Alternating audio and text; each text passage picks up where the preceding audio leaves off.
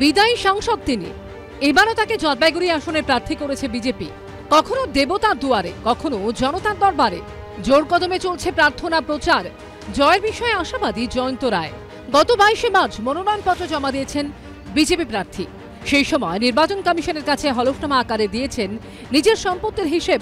2022-23 সালে জলপাইগুড়ির বিদায়ী সাংসদ মোট আয় করেছেন 9,82,220 টাকা। মনোনয়ন পেশের সময় প্রার্থী ও তার স্ত্রীর হাতে নগদ ছিল 20,000 করে। ব্যাংক অ্যাকাউন্টে প্রার্থীর নামে জমা আছে 3,80,214 টাকা। স্ত্রীর অ্যাকাউন্টে জমা 1,34,357। জীবন বীমা সহ বিভিন্ন প্রকল্পের সঞ্চয় আছে বিজেপি প্রার্থী ও তার স্ত্রীর। বিজেপি প্রার্থীর একটি গাড়ি, যার বাজার মূল্য 15,55,611 টাকা। প্রার্থীর নামে সোনার গয়না সহ অলংকার আছে 4,80,000 টাকার। স্ত্রীর গয়নাকাটির মূল্য 21 লক্ষ টাকা। সব মিলিয়ে বিজেপি প্রার্থীর মোট অস্থাবর সম্পত্তির পরিমাণ 28,02,377 টাকা।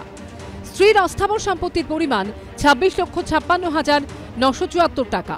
শুধু অস্থাবর সম্পত্তি নয়, স্থাবর সম্পত্তিরও হিসেব দিয়েছেন বিজেপি প্রার্থী জয়ন্ত রায়। হলফনামায় জানিয়েছেন তাদের রয়েছে 1,21,00,000 টাকার জমি ও বাড়ি। অর্থাৎ স্থাবর অস্থাবর মিলিয়ে দম্পতির মোট সম্পত্তির পরিমাণ 1,75,59,351 টাকা। হলফনামায় জয়ন্ত রায় জানিয়েছেন তার নামে কোনো ফৌজদারি মামলা নেই। এবিপি আনন্দ। নাম ঘোষণার পর থেকে আর সময় নষ্ট করেননি, জোর কদমে শুরু করে দিয়েছেন প্রচার। কখনো কোচবিহারের প্রসিদ্ধ মদনমোহন মন্দিরে পুজো, কখনো জনতা জনার্দনের সঙ্গে জনসংযোগ। গত 21শে মার্চ মনোনয়নপত্র জমা দিয়েছেন মোদী মন্ত্রিসভার সদস্য। 2024 লোকসভা নির্বাচনে বিদায়ী সাংসদকেই কোচবিহার লোকসভা কেন্দ্রে প্রার্থী করেছে বিজেপি।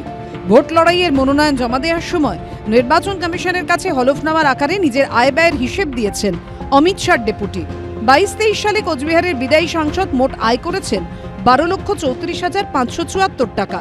মনোনয়ন পেশের সময় নিশীতের হাতে নগদ ছিল 40,150 টাকা। স্ত্রীর হাতে নগদ ছিল 5,210 টাকা। ব্যাংক অ্যাকাউন্টে প্রার্থীর নামে জমা আছে 8,35,139 টাকা। স্ত্রীর অ্যাকাউন্টে জমা 15,200 টাকা। জীবন বীমা সহ বিভিন্ন সঞ্চয় প্রকল্পে নিশীতের সঞ্চয় 30 লক্ষ টাকা।